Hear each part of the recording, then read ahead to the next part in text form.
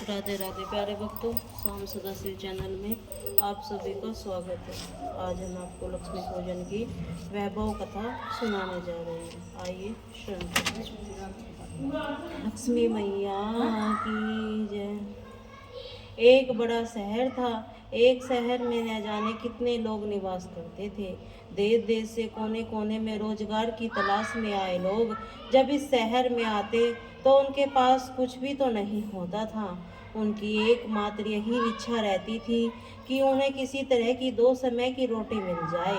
मेहनत मजदूरी करके अपने बच्चों का पेट पाल ले, बस प्रभु के गुण गाए। वैसे तो देखा जाए तो मानव की इच्छा की कोई सीमा नहीं होती। वह शुरू में तो यही सोचता है उसे 2 समय की रोटी मिल जाए, प्रभु की यही सबसे बड़ी कृपा होगी। इसी के लिए वह मंदिरों में जाते, तीर्थ यात्रा करते, कथा सुनते हैं। जब उन्हें 2 समय की रोटी मिल जाती है तो उनके मन में कुछ और विचार उठने लगते हैं। जैसे उनकी आय बढ़े, उनके पास धन रहने के लिए बढ़िया मकान हो, पहनने के लिए अच्छे कपड़े हों, सवारी के लिए कार हो या स्कूटर ही हो। बस रोटी मिलने के पश्चात उनकी लालसा बढ़ती जाती है। किसी ने ठीक ही कहा है, भूख की एक सीमा है जिसे खाना खाते ही पूरा कर लिया जाता है, परंतु लालसा की कोई सीमा नहीं।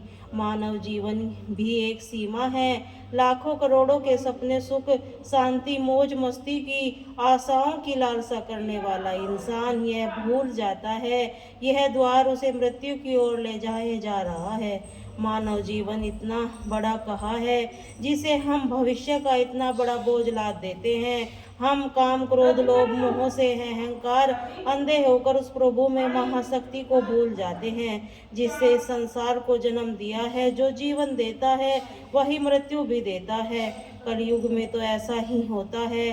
पाप की परछाई लंबी और गहरी होना शुरू हो जाती है। धर्म व्यापार बन जाता है। अधर्मी खूब फल फूलते हैं। एक बड़े शहर में तो धर्म कर्म अधर्म अधिक था। इसी शहर के मोहल्ले में राधा और गोपाल पति पत्नी के रूप में रहते थे। उनका छोटा सा घर था, यानी घर के समान एक कमरा था। उसी में रसोई, उसी में सोना, उसी में खाना पीना, यही उसका घर। गोपाल किसी मिल में नौकरी करता था। राधा घर का सारा काम काज करती। अपने छोटे से घर को भी इतना साफ सुथरा और सजा रखा कि मोहल्ले की औरतें भी अक्सर कहती थी, घर की सफाई करना तो हमारी राधा बहन से सीखे। यह बात तो राधा भी जानती थी कि इस शहर में अच्छे लोग कम और बुरे अधिक हैं। उसी के अड़ोस पड़ोस में कुछ औरतें ऐसी थी जो दिन भर एक दूसरे की चुगलियां करती रहती थी। दूसरों के घरों में ताक झाँक कर बुराई ढूंढना उसका सबसे पहला काम था। अपने घर के भला ही उसे कोई खबर न हो, मगर पूरे मोहल्ले की खबर उसके पास यूं रहती थी जैसे मोहल्ले की डायरी लिखने का काम प्रभु ने उसे ही सौंप रखा हो। राधा को उसकी यह बातें पसंद नहीं थी। पहले तो उसे घर के कामकाज से ही समय नहीं मिल पाता था। दूसरा, पति की सेवा करना उसका धर्म था। पति की लंबी आयु उन्नति के लिए ईश्वर की उपासना करती।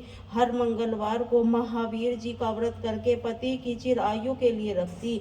मोहल्ले की चुगलखोर औरतों और राधा की अच्छी आदतें कैसे पसंद आ सकती थीं। वे तो यह कहने लगी कि राधा बड़ी अकड़ है, जो किसी से बात करना पसंद नहीं करती। शायद इसीलिए न किसी बड़ी सुंदर है। उसे अपनी सुंदरता पर बड़ा गर्व है। उसे यह नहीं पता कि मोहल्ले में रहते हैं, वहाँ सबसे मित्रता करते हैं, उनके साथ मिलकर बैठते हैं। यदि वह किसी के पास दुख बांटने नहीं जाएगी तो कल को उसके पास कौन आएगा। इन सब की बड़ी बहन राम भजनी थी, जो पूरे मोहल्ले को अपनी उंगलियों पर नचाती थी। बहन राम भजनी ने अपनी एक कीर्तन मंडली बना रखी थी, जो घर घर में जाकर कीर्तन करती थी। राधा को ऐसी औरतें बिल्कुल पसंद नहीं थी, जो कीर्तन करते समय भी एक दूसरे की चुगलियां करती हो। यही कारण है राधा ने कई बार उसके टोकते हुए कहा, देखो बहन राम भजनी, वैसे तो आपका नाम राम भजनी है, मगर मैं आपको हाथ जोड़कर प्रार्थना करती हूँ, पूजा एवं कीर्तन करते समय किसी की चुगली मत किया करो। किसी की बुराई करने से अच्छा है आप वो उस समय प्रभु का नाम ले, इससे आपका जीवन भी सफल होगा और बुराई से बच जाओगी। राधा की इतनी बात सुनते ही बहन राम भजनी को क्रोध आ गया। क्रोध के मारे उसके चेहरे का रंग लाल हो गया। वह अकड़ कर बोली, ओ कल की छोकरी, क्या तू मुझे बताएगी मुझे क्या करना है? अभी शहर में आए 2 साल हुए हुए हैं, गांव का गोबर अभी हाथ से उतरा नहीं है, हम शहर वालों को अकल सिखाने लगी है। गवार कहीं की, देखो बहन, मैं गवार हूँ या कुछ और, मैं प्रभु भक्ति में पूरा विश्वास रखती हूँ। मैं यह अच्छी तरह जानती हूँ, भक्ति में शक्ति है। भक्ति ढोलक या चिमटे बजाने से नहीं होती, बल्कि सत्य के पथ पर चलने से होती है। ईश्वर का यही सिद्धांत है, यही शिक्षा है। किसी का बुरा मत करो, और मैं हर जीवात्मा में रहता हूँ। तुम मेरी तलाश में क्यों बाहर भटक रहे हो? यदि तुम सत्य और विश्वास का सहारा लेकर अपनी आत्मा में मुझे तलाश करोगे तो मैं तुम्हें अवश्य ही मिलूंगा। इस बात को सुनकर वह राम भजनी और उसकी साथी सब मिलकर राधा का मजाक उड़ाने लगी। राधा जानती थी कि यह लोग पाप करने वाले हैं, इनकी पूजा के तो केवल ढोंग है, दिखावा है, उनके मन काले खोटे हैं, इससे अधिक बोलने का कोई लाभ नहीं होगा। इनकी कीर्तन मंडली खूब धन कमा लेती है। ईश्वर का नाम व्यापार, दुर्गा के नाम पर लूट, छी छी छी घिन होने लगी थी।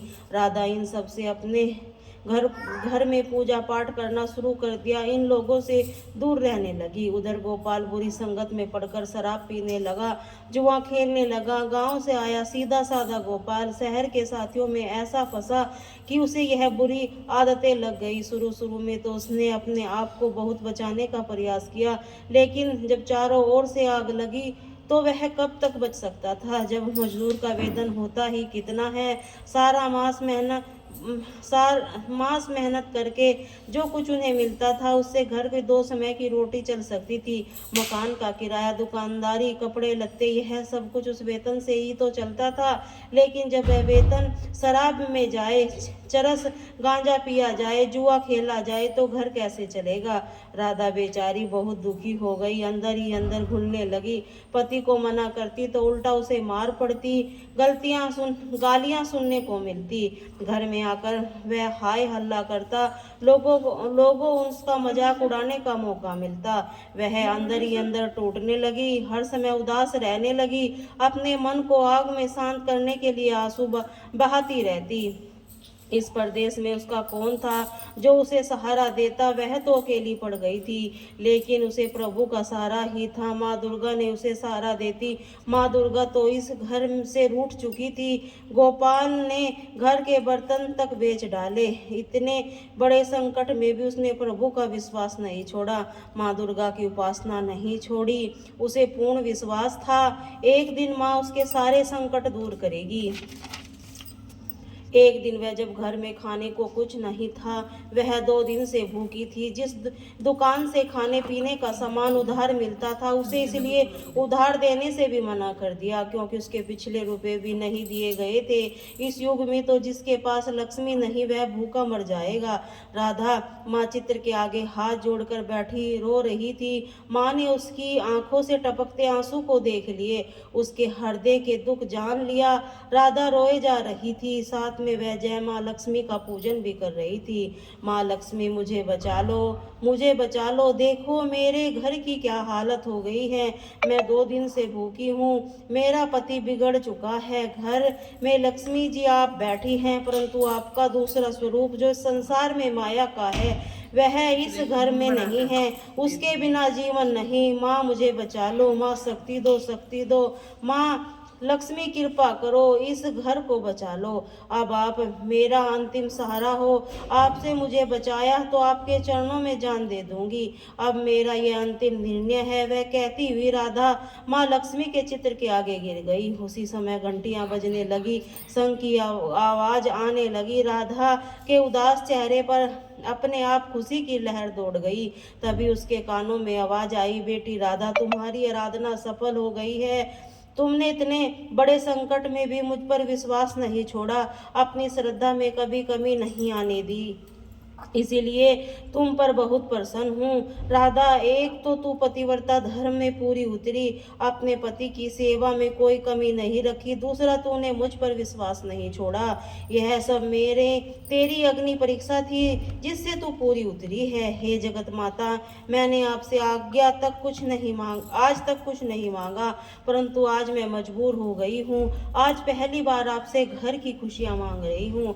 मुझे धनवान बनने का कोई लालसा नहीं है। मुझे तो जीने के लिए धन की जरूरत है जिससे हम खाना खा सके। मेरे बिगड़े हुए पति को सुधार दो माँ। जाओ बेटी, अपने आप को संभालो। मैं तुम्हारी मनोकामना पूरी करने एक द्वार खोल रही हूँ। उठो, अपने घर के द्वार खोलो। राधा के अंदर न जाने कहां से अनजानी शक्ति आ गई थी। वह माँ लक्ष्मी के चरणों से उठकर अपने घर के द्वार की ओर गई तो सामने एक तिलकधारी ब्राह्मण को खड़े पाया। बेटी राधा, जय माँ लक्ष्मी बोलो। जय माँ लक्ष्मी, राधा ने पूरी शक्ति से कहा। देखो बेटी, मैं माँ लक्ष्मी जी के मंदिर का पुजारी हूँ। माँ के आशीर्वाद से यह 2 बोरी आटा और साथ में दालें, घी, यह सब खाने की सामग्री आपके घर पहुंचाने के आदेश हुए हैं। आप धन्य हैं महाराज, आप धन्य हैं। महालक्ष्मी के पुजारी होने के नाते मैं आपके चरण छूती हूँ। महाराज, अब आप यह प्रार्थना करती हूँ, मुझे इस संकट से निकालने का कोई उपाय बतलाओ। देखो बेटी, इस माया रूप संसार में सुख प्राप्त करने के लिए अपने मन को, शुद्ध आत्मा को पवित्र रखना पड़ता है।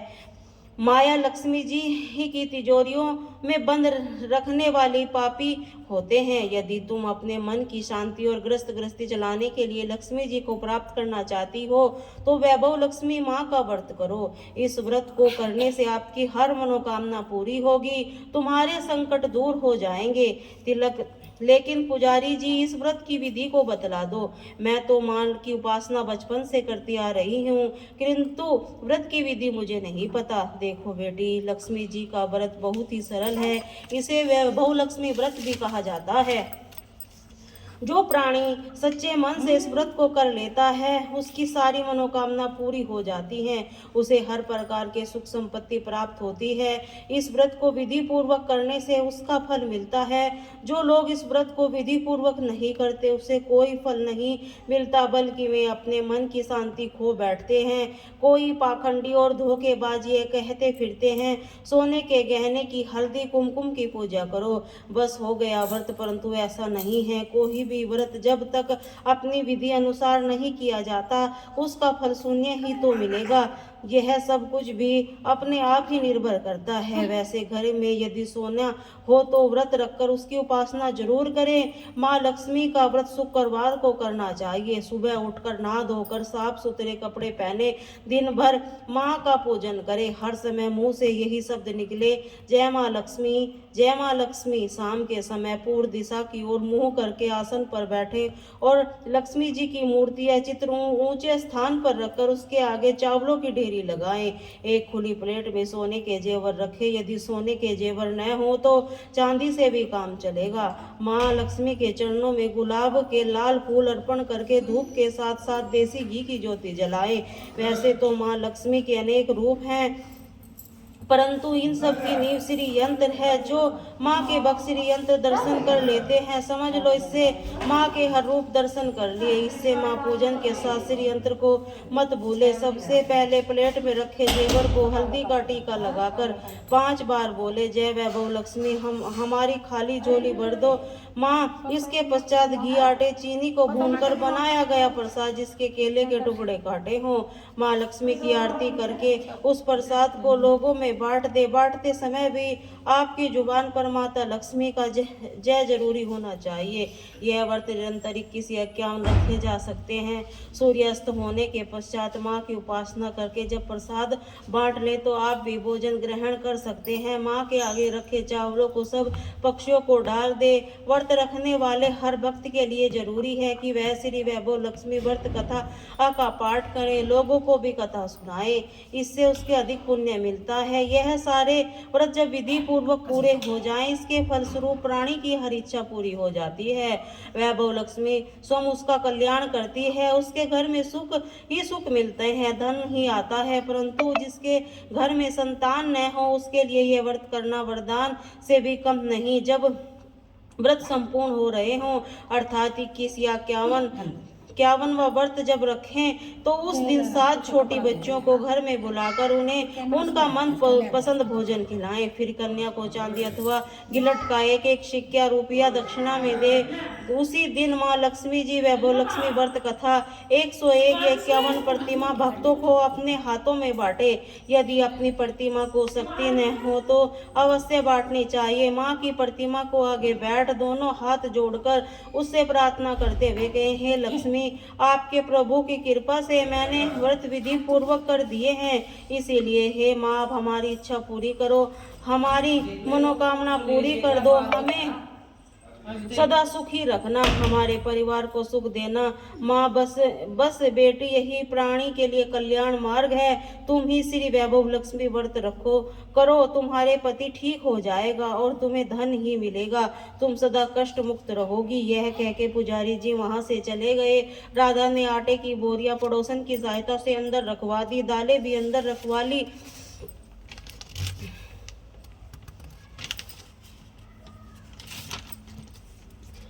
लक्ष्मी की उपासना तो कर रही थी परंतु विधि अनुसार नहीं कर पाती थी। आज माँ लक्ष्मी ने उसकी हालत देखकर उस पर सहायता कर उसे कैसे भूल सकोगी। सही सहसा उसे ध्यान आया कि कल ही शुक्रवार है, मैं कल ही माँ लक्ष्मी जी के किसी व्रत आरंभ करूंगी। दूसरे दिन ही राधा ने शुक्रवार का व्रत करा आरंभ कर दी, साथ ही माँ का व्रत रखा। सारा दिन माँ की आरती करती रही। फिर उस रात्रि के समय वैभव लक्ष्मी व्रत की कथा पाठ करके घर में आए पति को चरण छूकर उसे प्रसाद खिलाया। उसके पति ने उसे प्यार से सीने से लगा लिया और कहा, मेरी राधा तुम सचमुच देवी लग रही हो। मैं पापी था जो आज तक देवता बनकर राक्षस बना रहा, लेकिन आज मेरी आंखें खुल गई हैं। अब मुझे अपनी भूल का एहसास हो गया है। मैं आज माँ लक्ष्मी के चरणों में बैठकर यह प्रतिज्ञा करता हूँ, कभी शराब नहीं पीऊंगा, न कभी जुआ खेलूंगा, न ही गंदे बुरे लोगों की संगत में बैठूंगा। मैं तुम्हें कभी दुख नहीं दूंगा। मेरे देवता, मेरे प्राणनाथ, माँ लक्ष्मी कृपा से आप सुधर गए हैं, मुझे सारे संसार के खजाने मिल गए हैं। आज मैं कितनी खुश हूँ। माँ ने मेरा उजड़ा घर फिर से बसा दिया है, मेरा सुहाग मुझे मिल गया। अब मैं 21 व्रत पूर्ण करके श्री वैभव लक्ष्मी व्रत कथा 51 प्रतिमा लक्ष्मी भक्तों को बांटूंगी, ताकि उनका भी मेरी भी भांति कल्याण हो जाए। गोपाल ने अपनी पत्नी ही के हाथ पकड़कर कहा, देखो राधा, जिस माँ वैभव लक्ष्मी ने मुझे पाप के संसार से निकाल दिया है, मैं भी उनके 21 व्रत रखूंगा, सदा घर में उसकी पूजा करता रहूंगा। राधा ने अपने पति के चरणों में अपना सर रखकर कहा, मेरे देवता, आज मैं बहुत प्रसन्न हूँ। माँ लक्ष्मी की कृपा से मुझे आज नया जीवन मिला है। बोले लक्ष्मी मैया की जय।